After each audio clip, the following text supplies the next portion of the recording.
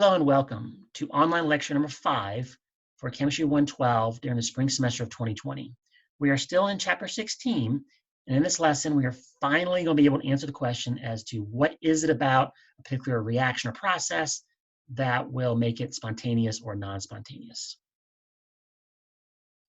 We ended last lesson with this example, where lead 2 plus ions reacts with iodine ions to produce solid lead 2 iodide, a precipitation reaction. And we correctly, as we'll see, predicted that this process should have a negative delta S. The change in entropy should be negative, less than 0, because we're going from a state of high entropy, aqueous ions, to a state of lower entropy.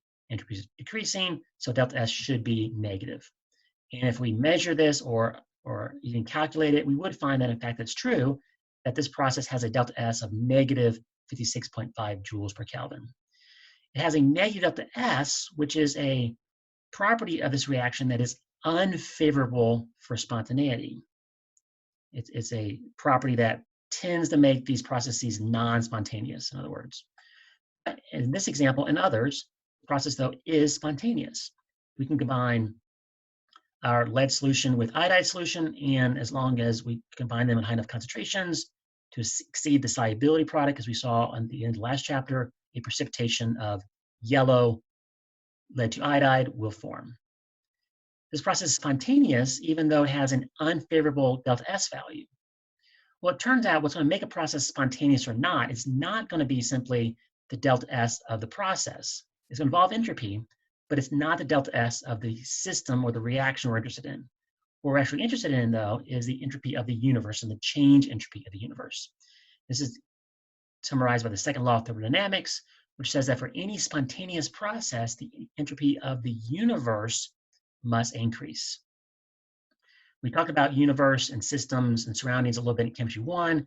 The idea here is that the system is what you're interested in, and that can be something as specific as simply the reaction itself.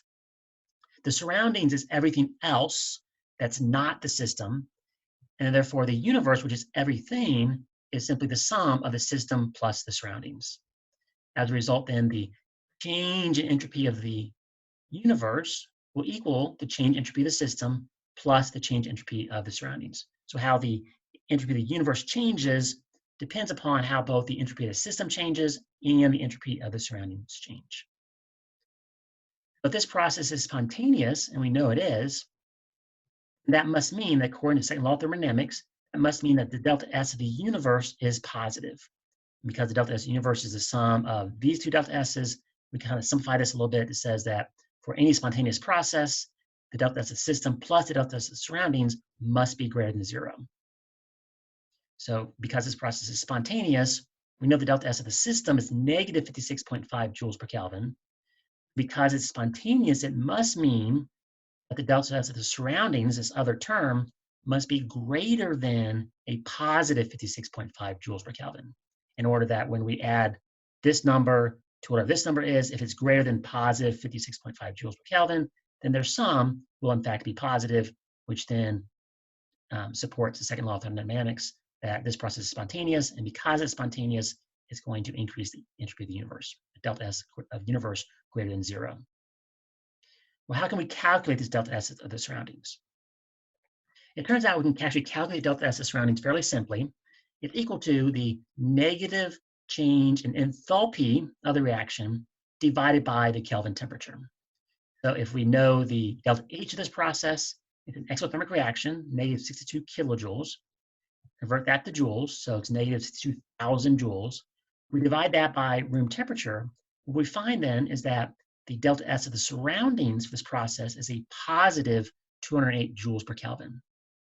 As a result, then, when this process occurs, the delta S of the universe, sum of these two delta S values, will equal delta S of the system plus what we just calculated, the delta S of the surroundings, to give us, as expected, an overall positive delta S of the universe. So this process is spontaneous, according to second law of thermodynamics, because the delta S of the universe is positive. It's a positive 152 joules per Kelvin.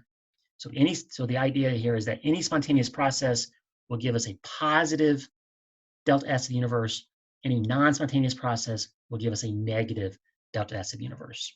So we can always use this type of process, these equations, for any particular process to calculate the delta S of the universe. And then based upon whether it's a positive number, it be spontaneous. If this sum were negative, it'd be non-spontaneous. Then from that, be able to decide whether the process is spontaneous or non-spontaneous. And that all relies upon the truth of the second law of thermodynamics. The problem is, though, is that yes, we can use that equation, but to do that, we have to worry about the delta S of surroundings. We can calculate it, delta S of the universe, something that we can't actually directly measure. We just have to add these two numbers together. So it'll be much more convenient if we can still come to the same correct conclusion, whether the process is spontaneous or non-spontaneous, but come up with an equation that only involves what's happening with my system, what I'm actually interested in. And so we can do that by starting with this equation. Recognize that delta S of surroundings, what we can calculate, is equal to negative delta H of the system divided by Kelvin temperature. So plug in this term for this. We get this relationship. And then we're going to multiply sides by a negative T to get this relationship, and then a little bit of rearrangement to get this relationship. So it still comes from these two equations. It's kind of a mess at this point. But at this point, we can define a new thermodynamic property. We'll call that Gibbs free energy, G. And we'll define G of any system as simply being the enthalpy of that system minus the product of the Kelvin temperature of that system and the entropy of the system. So this Gibbs free energy involves both the enthalpy, the temperature, and the entropy of the system. Those factors that we considered in previous lessons that seem to have an effect, seem to have an influence as to whether or not the process is spontaneous or non-spontaneous. So if this is how we define G, then delta G would be equal to delta H minus T delta S. So at a constant temperature, the enthalpy will change, entropy will change as well. Notice that the right side of this equation is the same as the right side of this equation, which means that the left side of this equation is the same as the left side of this equation. In other words, that this new term, delta G, change in Gibbs free energy, is equal to negative the Kelvin temperature times the change in entropy of the universe. So we have this change in Gibbs free energy, which is related to that very important property, the delta S of the universe, which helps us predict whether a process is spontaneous or non-spontaneous. But because of this negative sign, a positive delta S of the universe for a spontaneous process, because of this negative sign, will give us a negative delta G rather. And so if delta G is negative, is less than 0, and all these are in terms of the system, then it's spontaneous. If delta G is positive, the only way this could be positive is if the delta S of the universe is negative. And so according to second law of thermodynamics, that means that the process is non-spontaneous. And if delta G equals 0, it means that in a reversible reaction, neither direction is spontaneous. We're already at equilibrium. So these are very important relationships to help us predict, at least qualitatively, whether or not the process is spontaneous, non-spontaneous, or already at equilibrium. So we can calculate delta H. If we're given delta H, we know temperature, calculate or given delta S, be able to calculate at least the sign, if not the value of delta G, and then from that at least sign, be able to predict whether a process is spontaneous, non-spontaneous, or already at equilibrium. So before we look at some more quantitative aspects, we'll look at more qualitatively. This is our very important equation. We could rearrange it a little bit to put this plus a parentheses negative T delta S, so we have kind of two terms here.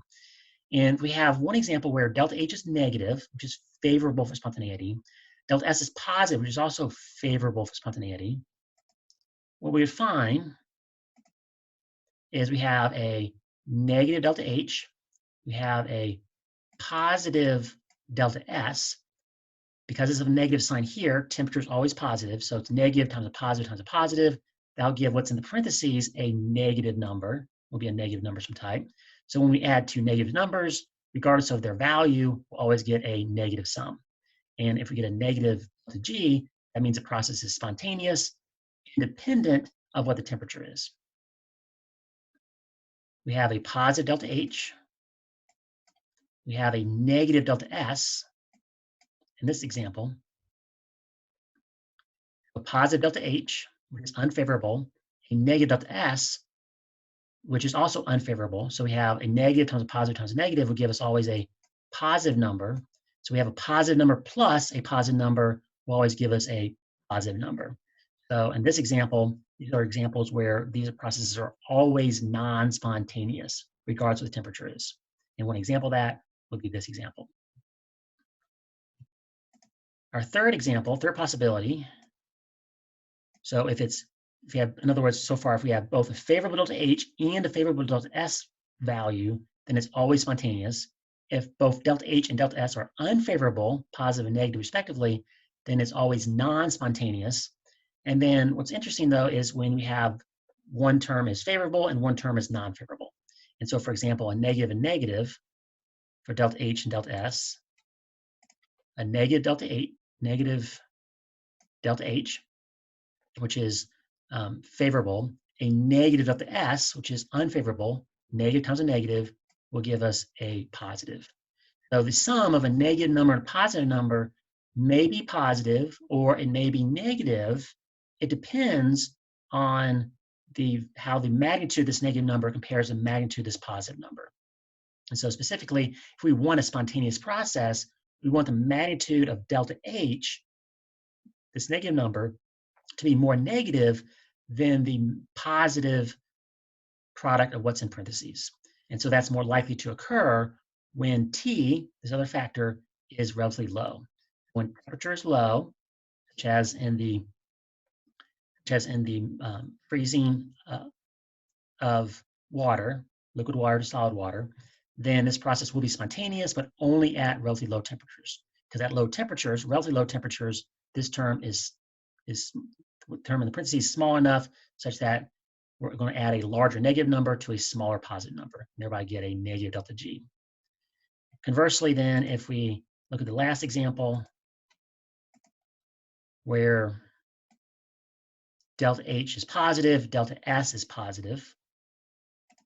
So it's a unfavorable delta H value, but a favorable delta S value. So delta H is positive, negative positive times positive will always give us a negative number. So once again, this is also a case where we're adding a positive number to a negative number. Whether or not the sum is positive or negative depends upon the magnitude of this positive number compared to the magnitude of this negative number. If we want a spontaneous process, we want this negative number, what's in this set of parentheses, to be more negative than this value is positive. And that's more likely to happen when temperature is relatively high. These are processes that will be spontaneous, but only at relatively high temperatures, such as the vaporization of water, liquid phase, the gaseous phase, positive delta H, positive delta S. We know from experience that this occurs, but it's only spontaneous at relatively high temperatures. So this is just qualitatively predicting whether these processes are always spontaneous, never spontaneous, spontaneous only at low temperatures, or spontaneous at relatively high temperatures, based upon simply the signs of delta H and delta S. To apply this idea, I have this question where we have calcium carbonate decomposing to calcium oxide and carbon dioxide. And the question is, do we expect this particular process to be always spontaneous, always non-spontaneous, or only spontaneous at high temperatures, or only spontaneous at low temperatures? So we'll go through the same process, our rearranged equation. We're given that delta H is positive. This is an endothermic process. But to decide whether it's spontaneous at all temperatures or non-spontaneous at all temperatures, et cetera, we have to think about what delta S would be. We're not given delta S. But notice that we're going from a solid substance to a solid substance in a gas. And so anytime you have a process where there's a net increase in the number of moles of gas, in other words, there are more moles of gas on the product side compared to the reactant side, that probably means, because gases have such high entropy, that usually means that the process would have a positive value for delta S. So we would predict that delta S of this process would be positive.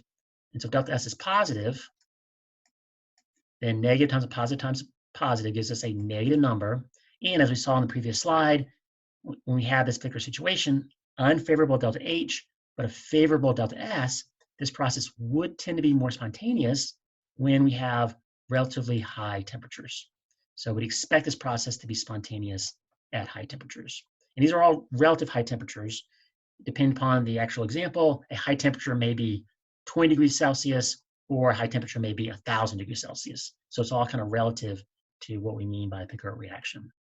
And we're finally going to end with an example where if we have a process where it's only spontaneous above a certain temperature, or it's only spontaneous below a certain temperature, we can derive a simple equation to allow us to calculate what that critical temperature actually is. So take a look at this example. The melting of water, from solid water to liquid water, has a positive 6.01 kilojoules value for delta H. It's an endothermic process, and a delta S, a positive 22 joules per Kelvin. We're given the positive 6.01 kilojoules for delta H, a positive 22 joules per Kelvin for delta S, and we determine at what temperature, above what temperature does this process become spontaneous. So we know that because it has both a positive delta H and a positive delta S, the process is only spontaneous above a certain temperature. So below a certain temperature, then therefore the process is non-spontaneous. If therefore delta G below a certain temperature must be positive, which is why it's non-spontaneous. Above a certain temperature, and that's what we're trying to calculate for this problem, the process is spontaneous, as we know from experience, and therefore delta G then must be negative. So going from a positive delta G to a negative delta G, a positive number to a negative number, as temperature changes, as temperature increases, it goes from some positive delta G number to a negative delta G number. That delta G has to cross through 0. So we can derive this equation by going back to this relationship and setting delta G equal to 0 in order to find what we mean by this critical temperature. So that's true then. Delta G, which is 0, is equal to delta H minus T delta S. Therefore, T, this critical temperature above which this process is spontaneous, is simply equal to the ratio of delta H and delta S. So we can start plugging our numbers, but we'll be careful. Notice that delta H is in kilojoules, as it normally is. Delta S is joules per Kelvin. So almost all cases, you need to convert either your kilojoules to joules or your joules to kilojoules. It's probably easier to convert your kilojoules to joules. So 6.01 kilojoules is equivalent to, multiplied by 1,000, 6,010 joules. So our delta H is 6,010 joules divided by our delta S of 22 joules per Kelvin. Notice that the joule units will cancel. And all left with our units of Kelvin. So when I plug those numbers in, we get 6,010 divided by 22 gives me a value of 273 Kelvin. And 273 Kelvin, as we know, is equal to 0 degrees Celsius. So as we know from experience, the critical temperature at which this process goes from being non-spontaneous to spontaneous, it becomes spontaneous above 0 degrees Celsius. And so therefore, that's how we define the melting point of water. The melting point of any substance is the temperature above which this melting process becomes spontaneous. And below that temperature, the reverse, the freezing process, it becomes spontaneous. So we can use this relationship for any sort of physical state change to calculate the temperature above which or below which the process becomes spontaneous.